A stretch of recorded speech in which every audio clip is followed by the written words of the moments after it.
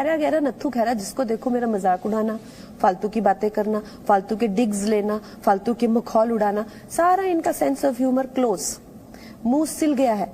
सो वही है कि तुम कुछ अच्छा नहीं बोल सको तो फालतू की बकवास भी मत करो, बुराई भी मत करो, चलो लाइन में लग जाओ। तो इनका यही जगह है and they deserve belong there. तो I think this is the right. उसको हैप्पी न्यू ईयर के लिए अवार्ड मिलेगा, उसको चुल्लू भर पानी में डूब जाना चाहिए। हैप्पी न्यू ईयर के लिए आप अवार्ड ले कैसे सकते हैं? आप सोचो, थोड़ा तो कॉमन सेंस होना चाहिए। एक बंदे की क्वीन फिल्म आई है, एक हैप्पी न्यू ईयर के लिए अवार्ड उसको मिल रहा है, और आप लोगों को वो दिखती है वो बात। वो तो शक्ल बचाने के लिए ऐसे बोलेगा ना बंदा। क्वीन अगर जिस साल में आई हो, हैप्पी न्यू ईयर को बेस्ट एक्ट्रेस का अवार्ड मिल रहा है, क्या कहेगा वो बंदा? जिस साल क्वीन आती है उस साल हैप्पी न्यू ईयर को बेस्ट एक्ट्रेस, जिसमें 3-3.5 मिनट का रोल है उनका, वो भी शायद मेकअप लगाते हुए सारा दिन, और उसमें कुछ भी नहीं। तो कहने का मतलब है इस चीज के लिए क्या मैं उनको गले से लगा लूं? किस लिए? सच्चाई तो कही उन्होंने। उनकी फिल्म के लिए पीकू में मैंने कितनी तारीफ की उनकी, और जो उन्होंने किया जो उनका, वो तो इसमें तो क्या मेरा कोई एहसान है उनपे? नहीं, मैंने सच्चाई की। जो बात सच है वो बोल के मैंने दीपिका पादुकोण पे एहसान कर दिया। पीकू में बेहतरीन अभिनय किया है, बहुत अच्छा काम किया है, बहुत अच्छी इन लोगों की फिल्मों को, चाहे वो राजी हो, चाहे वो पीकू हो, चाहे वो दंगल हो, अगर मैं पूरी तरह से उनको अपने जो भी मेरे छोटे जो भी विचार है, मेरे को किसी ने कुछ कहा हो मेरे खिलाफ, उस वक्त पे करण जौहर के साथ मेरा जो विवाद है वो काफी, मेरे लिए राजी करण जौहर की फिल्म नहीं थी, मेरे लिए राजी सहमत खान की फिल्म थी, जो कि एक बहुत ही श्रेष्ठ युवती थी हमारे देश की, तो वो उसकी फिल्म है। अगर मैं अपनी पर्सनल चीजों को महिला सशक्तिकरण के लिए पीछे रख सकती हूँ, तो झांसी की रानी जो कि वेरी सिंबल ऑफ जो फेमिनिज्म है वो है, तो ये लोग इतने छोटे हैं कि ये लोग इतने छोटे हो जाते हैं कि इन लोगों के मुंह सिल जाते हैं, ये लोग दुबक जाते हैं, सांप सूंघ जाता है इनको। तो क्या ट्रीटमेंट होना चाहिए? छोटे लोगों को वहीं रखना चाहिए जहां उनकी जगह होती है। इसीलिए मैं इनकी बैंड बजाती हूँ। जिस तरह से ये लोग बाहर दूसरों के बच्चों को ट्रीट करते हैं वो अलग है, लेकिन जैसे वो खुद के बच्चों को ट्रीट करते हैं वो अलग है।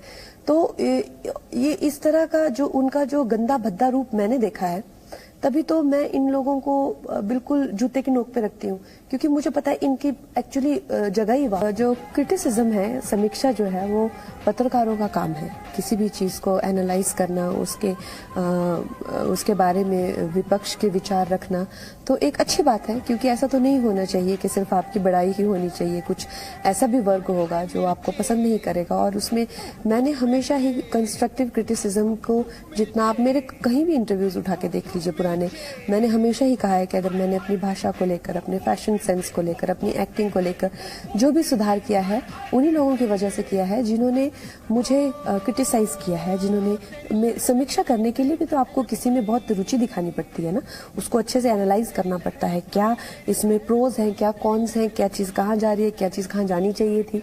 तो ये चीज में भी बहुत ज्यादा इन्वेस्टमेंट होती है। कोई चीज को क्रिटिसाइज करना कोई छोटी मोटी बात नहीं होती है, लेकिन किसी का मुखौल उड़ाना, किसी को अपमानित करना, गाली गलौज करना, उसमें क्या किसी नफरत के सिवाय और कोई भाव नहीं चाहिए होता है। तो आई थिंक कुछ ऐसे लोग हैं, मैंने हमेशा से ये कहा है कि 2014 से पहले तो मीडिया को मुझ में इंटरेस्ट था ही नहीं। मैं एक संघर्ष करने वाला एक मामूली सा कलाकार थी।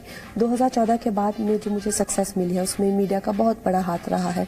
पहली बार उन्होंने मुझे एक ऐसे अदाकारा के नाम से इस्टेब्लिश किया जो कि स्टार के साथ में कलाकार भी है, क्योंकि नेशनल अवार्ड्स कभी मेन स्ट्रीम परफॉर्मेंसेस के लिए नहीं दिए जाते थे जिन्होंने 200 करोड़ का बिजनेस या कोई रिकॉर्ड स्थापित किए हो। लेकिन मैं शायद मुझे ये मीडिया का ही काम है इस तरह का पर्सपेक्टिव रखना या इस तरह की सोच विचार रखना। तो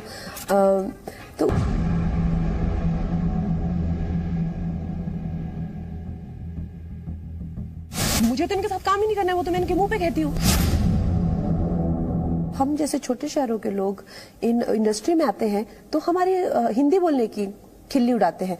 अगर आप लंदन से आए हो तो आपको जिस वक्त में, अब नहीं, अब मैंने लड़ के इतना चेंजेस लाए हैं, उस बारे में मीडिया कभी बात करती नहीं है।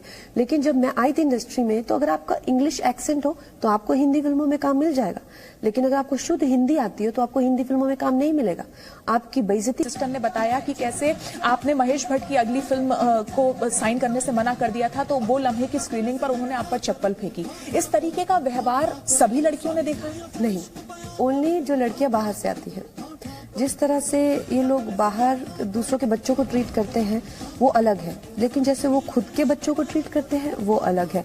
तो ये इस तरह का जो उनका जो गंदा भद्दा रूप मैंने देखा है, तभी तो मैं इन लोगों को